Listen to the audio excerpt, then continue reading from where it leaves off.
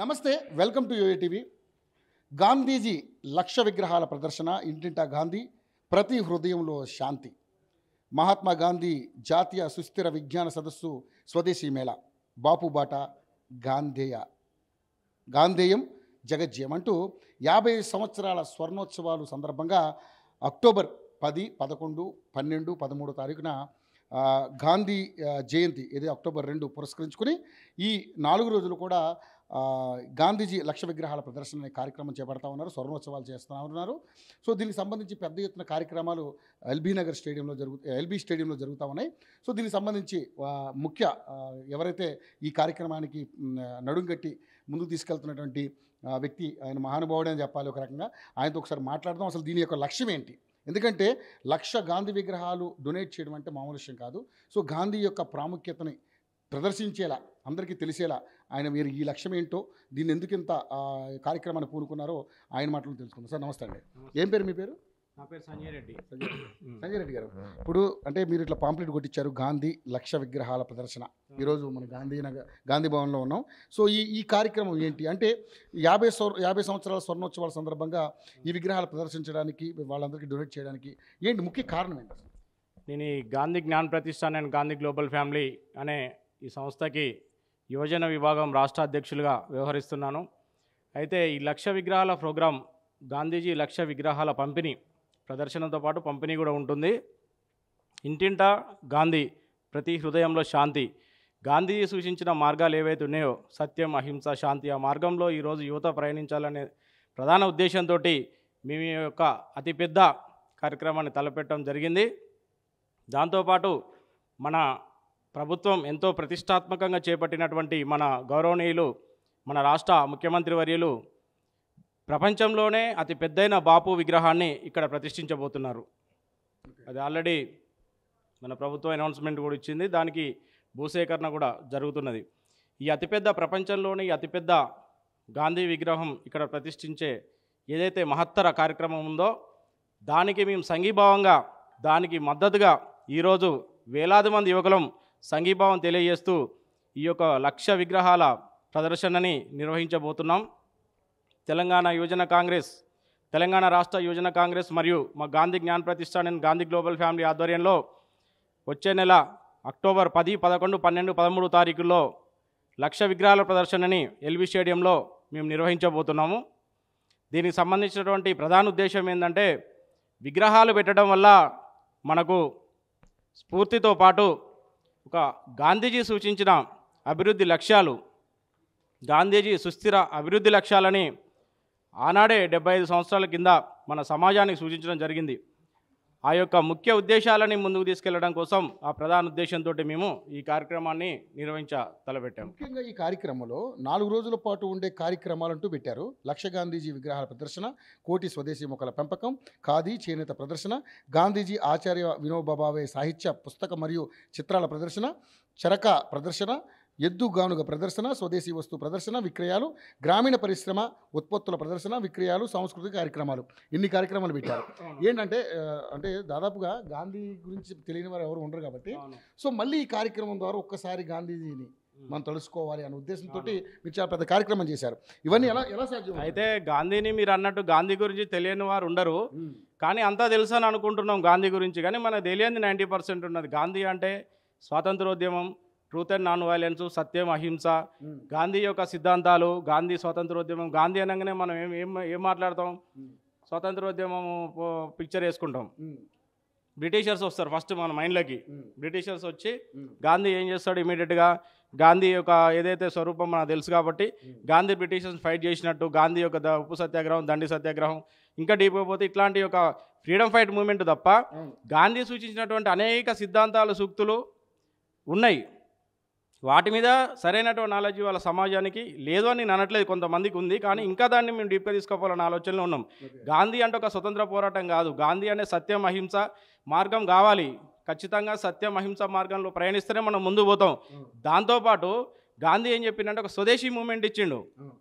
ఏం చెప్పిండు? స్వదేశీ బహిష్కరణ, స్వదేశీ వస్తువులు వాడాలి, విదేశీ బహిష్కరణ అన్నాడు. ఆ స్వదేశీ ఆయన 75 సంవత్సరాల కింద చెప్తే ఆ సంస్కృతి బ్రిటిష్ వాళ్ళు మనను పరిపాలించడం వల్ల మనకు బ్రిటిష్ వాడు ఇక్కడి నుంచి వెళ్ళిపోయినా మనకు స్వాతంత్రం వచ్చినట్టు కాదు.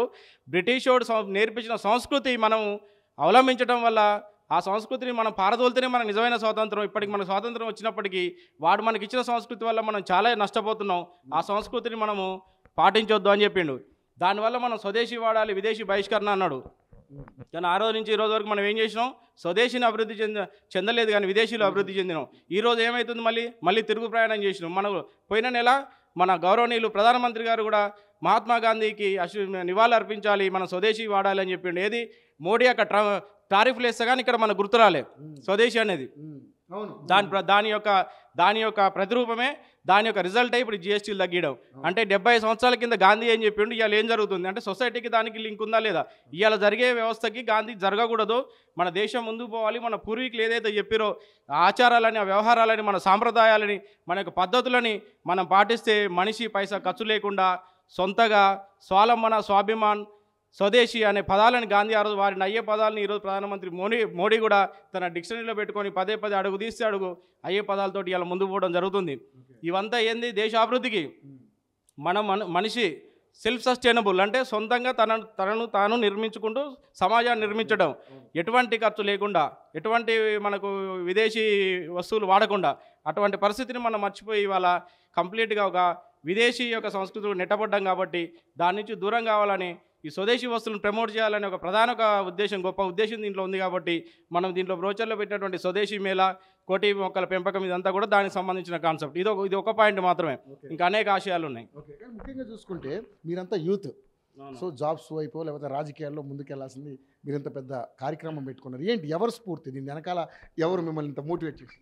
గాంధీ స్ఫూర్తి ఇప్పుడు ఎవరో ఒకరు ముందు ఉండాలి. కానీ ఎవరితోనైనా ఒక అడుగుతోటే స్టార్ట్ అయ్యేది. ఎవరో ఒకరు మొదలు పెట్టాలి, ఎవరో ఒకరు మొదలు పెడితేనే ముందు పోతుంది. ఇప్పుడు ఎవరు మొదలు పెట్టకుండా ఉండలేరు కదా. ఇప్పుడు అనేక దేశాలు, ఇలా అమెరికాలో చూసుకున్నట్టయితే అక్కడ ఏం జరుగుతుంది? ఏదైతే ప్రాంతీయవాదం మన తెలంగాణలో జరిగినటువంటి సేమ్ ఇక్కడ జరిగిన ఏదైతే ప్రాంతీయవాదం మీద, ఎక్కడైతే ఉద్యోగాల మీద, నిరుద్యోగ సమస్య వచ్చినప్పుడు ఎవరో ఒకరు ముందుకు వచ్చి పోరాటం చేయాల్సిందే కదా. ఆ యొక్క అవసరం మనిషిని ముందుకు నెడుతుంది. ఇప్పుడు కూడా సమాజానికి కూడా అవసరం ఉంది. యువత ఇవాళ మత్తులో మునిగి తేలుతా ఉంది. డ్రగ్స్ మనకేం చెప్పిండు? 70 సంవత్సరాల కింద గాంధీ చెప్పింది అది కూడా మద్యపాన నిషేధం అని చెప్పారు. మద్యపాన నిషేధంలో మద్యపానాన్ని అరికట్టకపోగా అభివృద్ధి చెందినాం. మనం ఎంతవరకు అభివృద్ధి చెందినామంటే మద్యపానంలో లాస్ట్కు ఇంటింట ప్రతి గల్లీలో ఇలా డ్రగ్స్ దొరుకుతున్నాయి. నువ్వు ఇలా పోయి 10 మంది స్కూల్ పిల్లలు డ్రగ్స్ ఫెడ్లర్లు అయిపోయారు. ఇలా కాలేజ్ స్కూల్ పిల్లలు స్కూల్లోకి డ్రగ్స్ వచ్చినాయి అంటే అది ఎంత బాధాకరమైన విషయం. అంటే ఎంత అభివృద్ధి చెందినాం మనం 75 సంవత్సరాల కింద మద్యపానం అరికడదామని నడుము బిగిస్తే అంచెలంచెలుగా అభివృద్ధి ఎందుకుంటూ వస్తున్నాం. మొన్న లాస్ట్ మంత్ ప్రపంచ మత్తు పదార్థాల నివారణ దినోత్సవం చేసినాం. యాంటీ డ్రగ్స్ సంబంధించిన ప్రోగ్రాం. అసలు మనం ఆ ప్రోగ్రాం చేసుకోవచ్చా? అభివృద్ధి ప్రోగ్రాం చేసుకోవాలి మనం. ఇప్పుడు మద్యపానంలో ప్లస్ మత్తు పదార్థాల్లో అభివృద్ధి చెందిన ప్రోగ్రాం చేసుకోవాలి మనం. కానీ అరికట్టే ప్రోగ్రాం చేస్తాను కానీ అరికట్టట్లే. ఇవాళ సమాజంలో చూస్తే ఎంతో బాధ అనిపిస్తుంది. పొద్దున్న లేస్తే మేము ఇవాళ యువజన కాంగ్రెస్లో పనిచేస్తున్నాం. యూత్ కాంగ్రెస్లో పార్టీ లైన్లో, కాంగ్రెస్ పార్టీ లైన్లో, యువజన కాంగ్రెస్లో మేము పనిచేస్తున్నప్పుడు మేము తిరిగే ఇవాళ యూత్ కానీ మేము ఎక్కడైతే కొలాబరేట్ అయినప్పుడు యూత్ తోటి ప్రధాన సమస్య ఇదే ఉంది. మద్యపానం, తర్వాత మత్తు పదార్థాలు ఎందుకు వస్తున్నాయి? మద్యపానం ఎందుకు ఎడిక్ట్ అవుతారు? స్ట్రెస్ ఎందుకు వస్తుంది?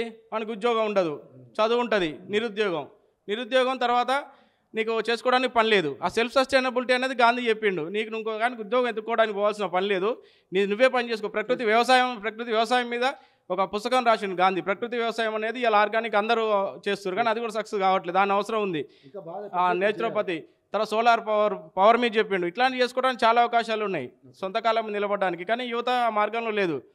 దానివల్ల మేము కొంతన్నా సమాజానికి ఉపయోగపడాలనే ఉద్దేశంతో మేము ఈ మార్గంలోకి రావడం జరిగింది. కంగ్రాచులేషన్స్. తప్పకుండా మీ ప్రోగ్రామ్ సక్సెస్ అవ్వాలి. గాంధీజీ బాటలో, గాంధీజీ ఆయన ఏదైతే కోరుకున్నారో అవి సాధించడానికి మీ వంతు సహాయం మీరు చేయండి. మీ వెనక పెద్ద ఎత్తున స్త్రీలందరూ కూడా మీకు సమాయత్తమై మీకు సహాయ సహకారాలు అందిస్తారని మేము కూడా ఆశిస్తూ ఉన్నాం. అయితే మిత్రులారా, ఈ మహత్తర యజ్ఞం అనేది ఒక సమాజ శ్రేయస్సు కొరకు అనేక లక్షల మంది యువకుల్ని దీనిలో భాగస్వాములు చేయడానికి మేము ప్రయత్నిస్తున్నాం. కాబట్టి రాష్ట్రంలో ఉన్నటువంటి యువకులంతా ఖచ్చితంగా ఈ 13, 14 ఏదైతే మేము ఎల్బీ స్టేడియంలో, హైదరాబాద్లోని ఎల్బీ స్టేడియంలో అక్టోబర్ 10, 11, 12, 13 తారీఖులు నిర్వహించబోయే అతిపెద్ద స్వదేశీ మేళా, భారత్ మేళా, ఈ లక్ష విగ్రహాల ప్రదర్శన కార్యక్రమానికి భారీ ఎత్తున యువత అంతా ఇచ్చేసి ముందుకు తీసుకెళ్లారని, భారీ ఎత్తున దీంట్లో పాల్గొనాలని విన్నవించుకుంటున్నాను. థ్యాంక్ యూ అండి, థ్యాంక్ యూ సో మచ్ అండి. చూసే విన్నారు కదండి. సో ఏదైతే ఇప్పుడు ఈ 50 సంవత్సరాల స్వర్ణోత్సవాల పేరుతో ఏదైతే ఎల్బీ స్టేడియంలో జరుగుతున్నటువంటి ఈ లక్ష గాంధీ విగ్రహాల ప్రదర్శనని సక్సెస్ చేయండి. అక్టోబర్ 10, 11, 12, 13 తారీఖులలో చాలా ప్రోగ్రామ్స్ ఉన్నాయి. పెద్ద ఎత్తున నాయకులందరూ కూడా అక్కడ రావడం జరుగుతుంది. చాలా పెద్ద ప్రోగ్రామ్ ఇది. దయచేసి ఆ మహాత్ముడికి అందరూ కూడా ఘన నివాళులు అర్పిస్తూ మరి తప్పకుండా ఆయన ఆశయాల్లో ముందుకు పోవాలని అంత యూత్ ఇలాంటి వాళ్ళందరినీ ఎంకరేజ్ చేయండి. ఎందుకంటే ఆయన చాలా అంశాలు మాట్లాడారు. మనలో అవన్నీ కొరవడుతున్నాయి. అవన్నీ కూడా బాగా ఇంప్లిమెంట్ చేసుకోవాలి మనందరం కూడా. ఏదైతే ఈ మారక ద్రవ్యాలను విస్మరించడం కానీ, ఈ మద్యపానాన్ని విస్మరించడం, ఇలాంటివన్నీ చేసి యూత్ ఈ దేశానికి గట్టి ఆయువు పట్టి ఏంటంటే యూతే. కాబట్టి దయచేసి అందరూ కూడా అర్థం చేసుకుని ఆ 4 రోజుల ప్రోగ్రామ్కి వచ్చి ఆ ప్రోగ్రామ్ని జయప్రదం చేయాలని యోఐటీ ద్వారా మేము కూడా అప్పీల్ చేస్తాను. Thank you so much.